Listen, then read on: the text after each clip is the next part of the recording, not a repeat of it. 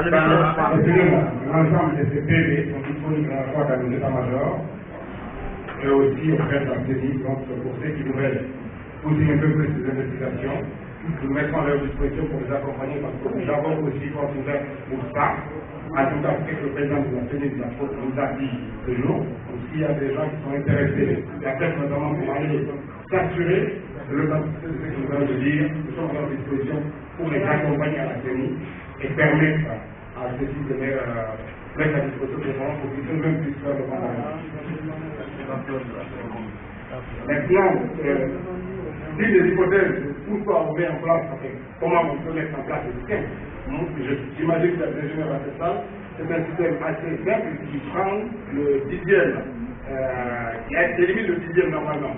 Pour ceux qui sont dans les filières bancaires, on sait très bien qu'il y a eu des fraudes qui sont répandues dans ce secteur, où des gérants de comptes éliminaient les titulaires des comptes de sociétés qui venaient après le chiffre global.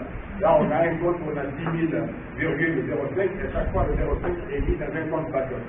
Ici, ce qui permet de pouvoir répartir exactement les chiffres, les inscrits de bureau de vote. C'est-à-dire qu'on a eu des PV où le nombre d'inscrits sur le PV-là était supérieur au nombre d'inscrits officiels figurant dans la base de données. Donc, cet algorithme permet d'éliminer cette différence et de répartir toujours les chiffrages, moins 5 ou 7%, pour qu'il n'y ait pas de problème d'arrivée. Ce système n'est possible, c'est parce que simplement les bureaux de vote, les numéros de bureaux de vote ont servi exactement à la fabrication des résultats. Parce que si les bureaux de vote n'étaient pas codifiés dans le système, les informations ne pourraient pas arriver. Ce qui a permis le premier jour de rejeter les 5 bureaux de vote de campagne de malade de l'Alliance. Si on nous avait amené des bureaux virtuels, des faux bureaux, ils n'auraient pas pu entrer dans le système. Et le fait de s'appuyer sur des faux PV, sur des faux bureaux, des faux résultats, éliminer ce risque-là. Voilà pourquoi, à mon avis, le RCG, en l'occurrence, n'a jamais été associé à des systèmes informatiques qu'il a toujours décrit, parce que le seul moyen, finalement, de contrôle à la centralisation, c'était de passer par ce système si on pouvait faire et la centralisation et la trace depuis le bureau de vote. Mais je préférais faire une centralisation manuelle, utiliser des ordinateurs dans les préfectures et manuellement à Conakry. Et la fraude se fait au niveau de la région.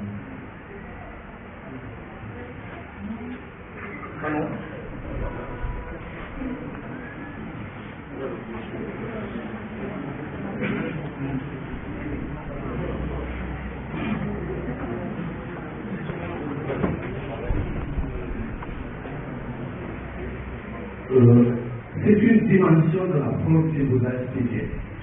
On a une deuxième dimension de la fraude que nous avons constatée. Vous savez, on a mis en place un module sur Access sur la base du module des bureaux de vote de la CENI.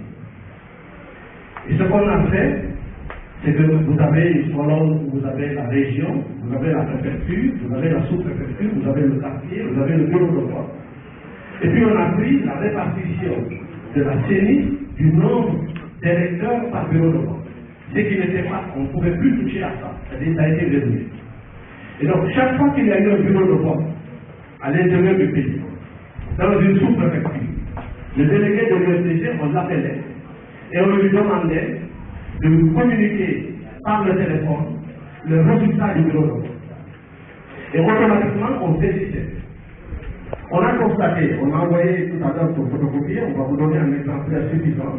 Chacun de vous en aura. On a pris un échantillon. Sigiri, Guédédou, Kouroussa, Kodetaria, Koya, Kouroussa. On va vous donner un échantillon. Sur tous ces échantillons qu'on va vous présenter, le nombre de votants est supérieur au nombre d'inscrits. C'est-à-dire que vous avez 180 inscrits, vous avez 280 ou 350 votants. Systématiquement, dans toutes les localités dans lesquelles le RPD est implanté relativement fort, voilà comment ils vont procéder. C'est-à-dire que vous prenez, c'est tellement flagrant que vous n'avez même pas, c'est-à-dire que vous n'avez pas 150 inscrits et 150 votants, vous avez 150 inscrits pour 450 votants.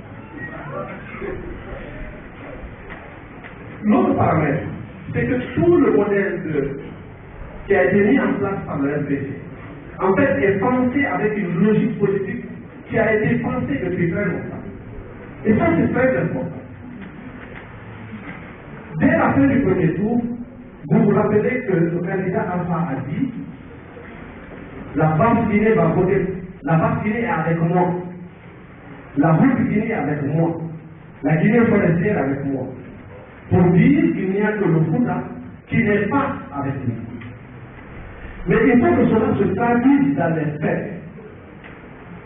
Pour que cela se traduise dans les faits, le système informatique qui a été mis en place ne touche pas les localités dans lesquelles l'UFDG est suffisamment bien implanté. L'objectif étant qu'à la fin du processus, avec les manipulations des machines, mais aussi des procès-verbaux, l'aboutissement, c'est que l'on dise Alpha a été élu par la Basse-Guinée, la Haute-Guinée et la Guinée forestière. L'objectif étant de montrer qu'en réalité, c'est toute la Guinée contre les peuples. Voilà comment il a pensé la chose. Je n'ai jamais vu dans l'histoire un instrument de vote, du vote tel que celui qui a été mis en place. Ça n'existe pas. Je ne parle pas des bureaux fictifs. Nous allons vous distribuer la liste de tous les bureaux fictifs qu'on a rencontrés, sur lesquels, à l'intérieur du pays où on a obtenu des gens qui ont voté à des endroits, alors que le bureau de vote n'existe pas. On va vous donner la liste de tous les bureaux de vote dans lesquels le nombre de votants est supérieur. À l'heure actuelle, on a laissé les gens en train de travailler pour prendre le PV, pour prendre la fiche qui est sortie de l'ordinateur et mettre à l'intérieur du PV pour faire une comparaison entre la fiche sortie de la machine et le PV. Tout à l'heure, quand ils ont terminé pour ça, on s'est rendu compte qu'il y a 174% de votants. 174% de votants. Non, parce qu'on venait à ce point de presse. Le système qui a été mis en place, il est non seulement machiavélique, mais ce qui est le plus dangereux dans ce système, c'est que même les électeurs ont eu l'impression qu'ils sont petits. Les électeurs de la Basse-Guinée ont le sentiment, aujourd'hui, de n'avoir pas été fidèles à Syrie. Alors qu'en réalité, on a transformé leur vote, on l'a déplacé, on l'a éliminé, on l'a transféré sur l'enfant. Aujourd'hui, la Basse-Côte a l'impression d'être dans une situation de culpabilité. Et ça, grâce à cette manipulation. Ce qui s'est passé dans cette élection doit être inscrit dans un document pour servir de repère au niveau de la France, tel que doit être pensé au niveau de tous les pays africains.